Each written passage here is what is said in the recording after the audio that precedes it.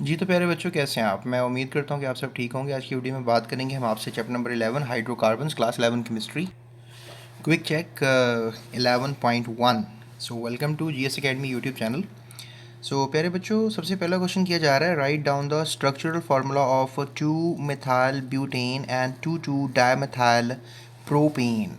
ठीक है, तो बेटा आपके सामने जो है इस वक्त 2 मिथाइल ब्यूटेन का फार्मूला है। आपने 4 कार्बन जो है वो स्ट्रेट लाइन में बना लेने, उसके बाद सबके साथ सिंगली बॉन्ड लगाना है, तो ये बन जाएगा ब्यूट एन, यानी ब्यूट मीन 4 कार्बन। ठीक है, काउंटिंग यहाँ से शुरू कर लें, यहाँ से शुरू कर लें, डिपेंड करता है।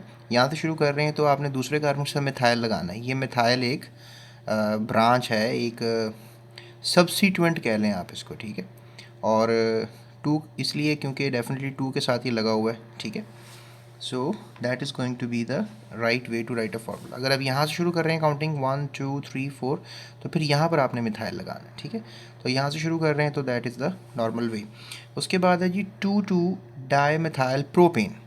तो 2,2-डायमिथाइल यानी कि आपने अब प्रोपेन बनाना है। 1 2 3 आपने कार्बन स्ट्रेट चेन में लगाने हैं, प्रोप है और एन है, यानी दोनों सिंगली बॉन्डेड है।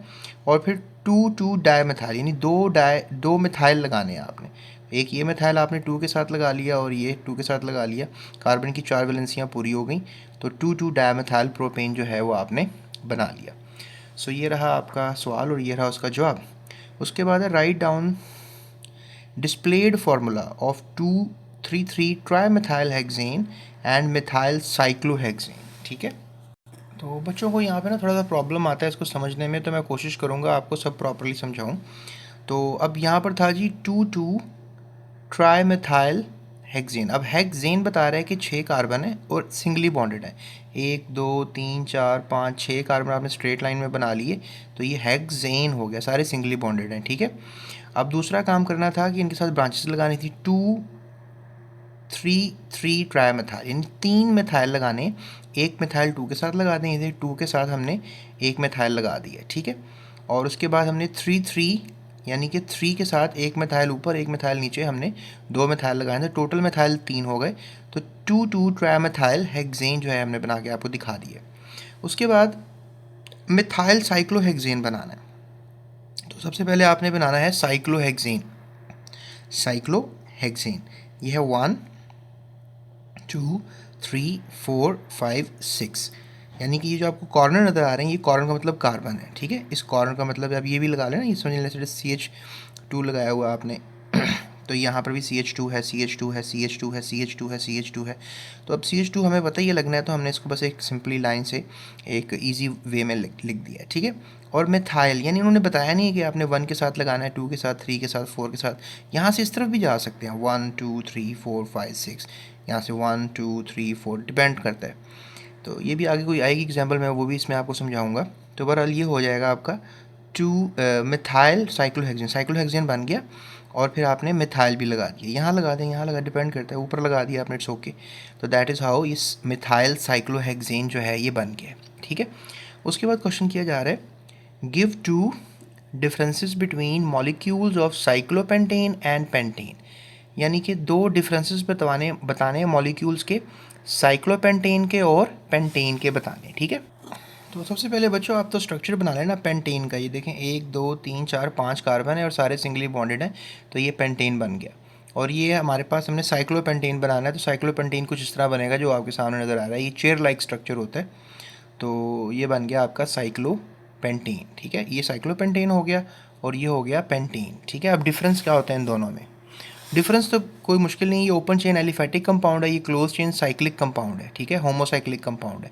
एक तो डिफरेंस ये हो गया। और पेंटीन एक एलिफेटिक ओपन चेन कंपाउंड है, जो कि साइक्लोपेंटीन एक साइक्लिक कंपाउंड है। उसके बाद जो मॉलिक्यूलर फार्मूला है पेंटीन का, वो तो उसमें नज़र आता है आपको कि C5H12 लिखा हुआ आ रहा है, क्योंकि उसमें 12 हाइड्रोजन होते हैं। साइक्लो में और हाइड्रोजन कम हो जाते हैं, दैट इज़ 10 हाइड्रोजन। तो दूसरा डिफरेंस ये है। इसके अलावा एक दो डिफरेंस आप कमेंट में मुझे बता दें। ठीक है, सो ये उसका जवाब हो गया। चलते हैं अगले क्वेश्चन की तरफ। अगला क्वेश्चन किया जा रहा है डी क्वेश्चन, इकोसेन। ठीक है, eicosane is a straight chain alkane. अभी इकोसेन आपने कभी सुना नहीं होगा, मैं भी आपको दिखाता हूँ। Whose molecules contain 20 carbons. Eicosane के स्ट्रक्चर में आपको 20 कार्बन जो है वो नज़र आएंगे। What is the molecular formula of eicosane, eicosane का मॉलिक्यूलर फार्मूला क्या होगा? तो बच्चों देखो, लफ्ज़ से ज़ाहिर है कि जो इकोसेन है ना, इकोसेन बेसिकली आपको आखिर में ANE नज़र आ रहा है, एन नज़र आ रहा है। तो अल्केन का जनरल फॉर्म होता है CnH2n+2 होता है, ठीक है, ये आपने याद रखना है। तो जब अल्केन है तो डेफिनेटली अब खुद ही बता रहा है कि इसमें जो है वो 20 कार्बन है, ठीक है, 20 कार्बन है। एन की वैल्यू आपको पता है, एन की वैल्यू 20 है, तो यहाँ पर भी एन की वैल्यू जो है आप लगानी है। तो 2 20 आर, क्योंकि 2n है ना, 2 20 आर 40, 40+2 डेफिनेटली 42। तो लिहाजा C20H42 जो है मॉलिक्यूलर फार्मूला होगा, ठीक है। और एन की वैल्यू यहाँ पर 20, क्योंकि उसने ऑलरेडी क्वेश्चन में बताया कि कार्बन, जो कार्बन की वैल्यू होती है ना, वही एन की वैल्यू होती है। तो लिहाजा यहाँ पर CnH2n+2 लिखा हुआ है, तो that is the formula of eicosane. तो बिल्कुल ये आसान सा था इसका जवाब, कह रहे हैं खुद क्वेश्चन में कह रहे हैं कि स्ट्रेट चेन अल्केन है, स्ट्रेट चेन अल्केन का फार्मूला होता है CnH2n+2। तो हमेशा याद रखिएगा अल्केन का फार्मूला CnH2n+2 होता है, जो आपने याद रखना है, ठीक है। तो ये पांचों सवाल होगी, होप्स आपको वीडियो पसंद आई होगी, जाते सब्सक्राइब कीजिएगा और नेक्स्ट वीडियो आपको थंबनेल में नज़र आ जाएगी या डिस्क्रिप्शन में लिंक, उसे फॉलो कर लें।